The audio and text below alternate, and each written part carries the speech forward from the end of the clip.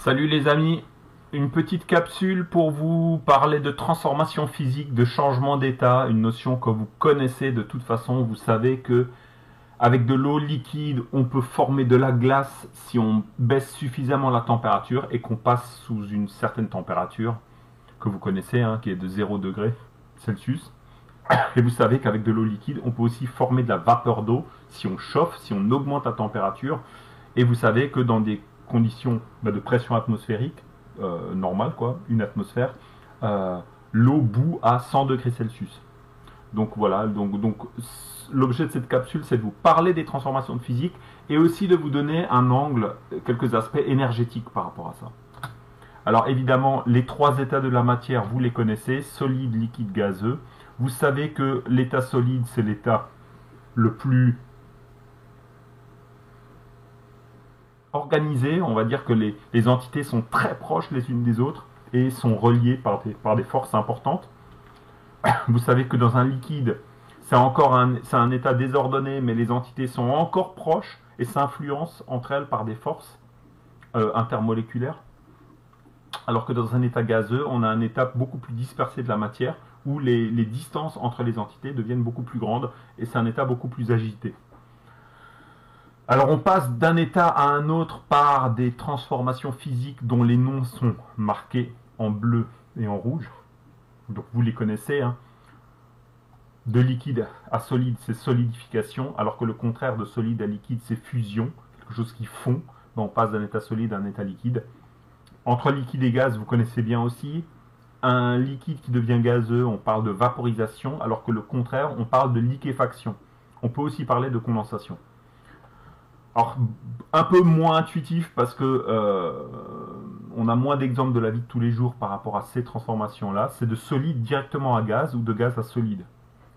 Ben, les transformations sont la sublimation et la condensation. Alors, vous allez me dire, pourquoi est-ce que j'ai mis un code couleur avec certaines transformations physiques à laquelle j'ai associé la couleur bleue et d'autres la couleur rouge? Tout simplement parce que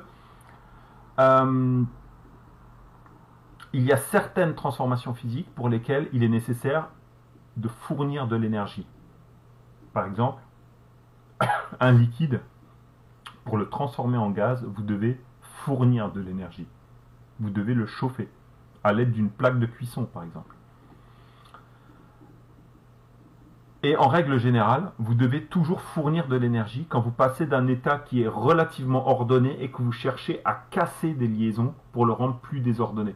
Parce qu'en fin de compte, passer d'un état ordonné à un état plus désordonné, ça revient à casser des liaisons qui préexistent. Et donc pour casser des liaisons préexistantes, pour casser des interactions préexistantes, il faut fournir de l'énergie.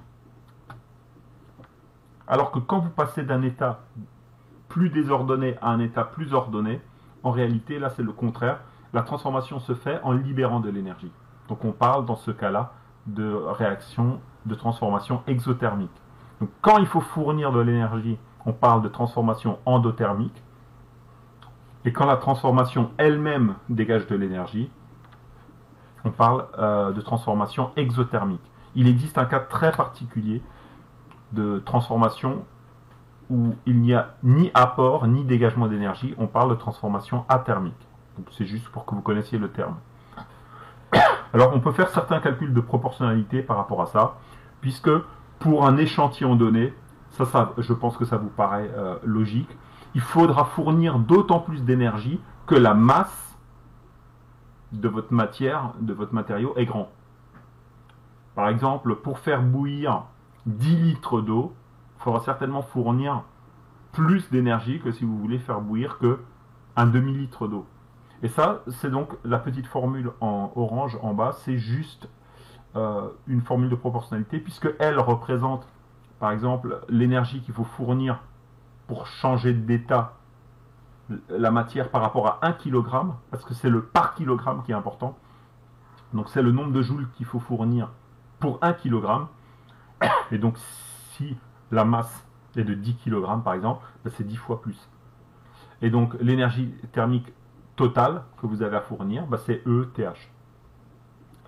En joules, évidemment. Alors je te propose comme application Alors, des choses dont je n'ai pas forcément parlé dans la vidéo, mais comme ça concerne le contexte des transformations physiques, je vais voir si tu sauras te débrouiller, sinon tu regarderas le corriger. Alors, on va imaginer qu'on avait un matériau donné, donc je ne te dis pas si c'est de l'acétone, de l'eau salée ou du cyclohexane, qu'on avait au départ à 20 degrés, et puis on a chauffé, et on a chronométré. Et au cours du temps, on voit que la température évolue de la manière que je montre à la souris, qui suit la courbe bleue. Donc, est-ce que grâce à la courbe, donc ce suivi thermique, tu pourras deviner de quel liquide il s'agissait? Donc, je te laisse essayer de deviner cela, et sinon, tu regardes le corrigé. Évidemment, tu me mets pause entre-temps, comme d'habitude. Ok, alors si on regarde, si on observe la courbe, on voit qu'il y a une première phase, on part de 20 degrés, on a une sorte de décollage. Voilà, je vais dire à peu près jusqu'ici. Et ça, je vais l'appeler la phase 1. Et on peut imaginer que la matière était relativement organisée dans cette phase-là. Ok.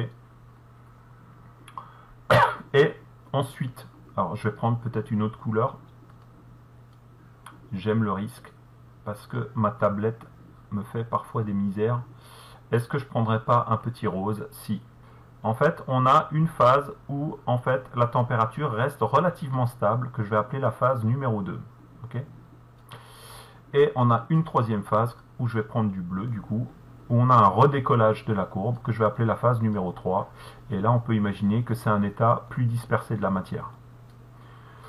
Et je prends maintenant le noir.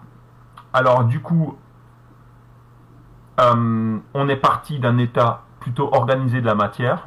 Donc, et en fait, dans la phase 1, les entités qui étaient assez proches les unes des autres, en fait, vont être de plus en plus agitées.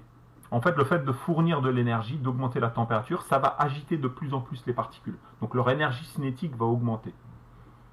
Mais les particules restent quand même suffisamment liées entre elles pour que on reste dans le même état physique. Par exemple, liquide, parce que je pense qu'ici il s'agit d'un liquide. Donc vous êtes liquide à température ambiante, et plus vous chauffez, plus en fait vos particules qu'il y a dans le liquide vont être agitées. Jusqu'à ce que, à un moment, l'énergie soit suffisante pour casser les liaisons qu'il y a entre les particules et les molécules. Ok? Donc, parce que les molécules tiennent entre elles grâce à des forces. Et à un moment, l'énergie thermique que vous apportez est telle que vous arrivez à surmonter ces forces et que vous cassez les forces. Vous surmontez les énergies d'interaction qui les maintenaient entre elles. Et du coup, en fait, c'est le changement d'état. C'est-à-dire que vous séparez vraiment les particules. Et cette séparation, ce changement d'état, cette transformation physique, pour un corps pur, elle se fait à température constante. Ce qui donc me permet de dire que, en réalité, si je prends mon rose et que je prolonge ici, sur l'axe des ordonnées, en fait, là j'ai une température, je peux lire une température de changement d'état. Et comme on passe d'un état liquide à un état gazeux, c'est une température d'ébullition. Alors, comme entre 40 et 60, il y a 5 petits carreaux, ça veut dire que 20 degrés correspondent à 5 petits carreaux. Ok? Donc, un petit carreau, c'est 4 degrés. Donc là, on lit la valeur 56. Donc, ça veut dire que notre liquide, là, qu'on ne connaissait pas, en fait, à 56 degrés Celsius, comme il y a un plateau, en fait, il devient gazeux. On a un changement d'état, on a un passage, on a une vaporisation, un changement d'état de l'état liquide à l'état vapeur à 56 degrés Celsius. Ensuite, dans la phase 3, en fait, parce qu'au fur et à mesure que vous suivez là le plateau, la ligne horizontale de température, en fait, au fur et à mesure, le liquide se transforme en gaz, jusqu'à ce qu'il soit entièrement gazeux. À partir du moment où votre échantillon est entièrement gazeux et que vous continuez à chauffer, à ce moment-là, la courbe redécolle, remonte. Et ça veut simplement dire que vous agitez de plus en plus le gaz. Voilà. Donc, à retenir, pour un corps pur, lorsqu'il y a un changement d'état, une transformation physique, on a un plateau de température. Alors que pour un mélange, ça n'est pas le cas. Donc ça pourrait éventuellement vous servir à différencier, par exemple, une eau pure d'une eau salée. Puisque l'une va avoir un changement d'état à température constante et pas l'autre. Alors, est-ce que j'ai la flemme de rédiger ou pas? Non. je vais dire, donc on observe sur le document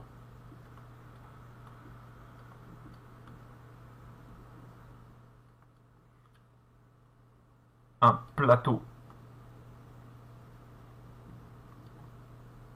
de température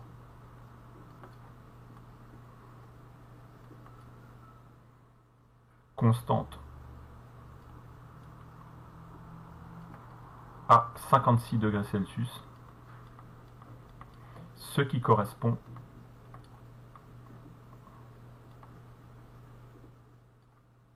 au changement d'état d'un corps pur.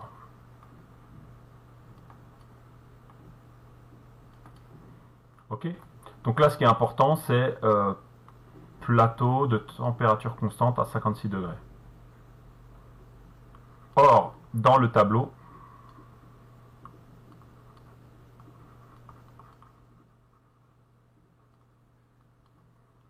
on voit que l'acétone a une température d'ébullition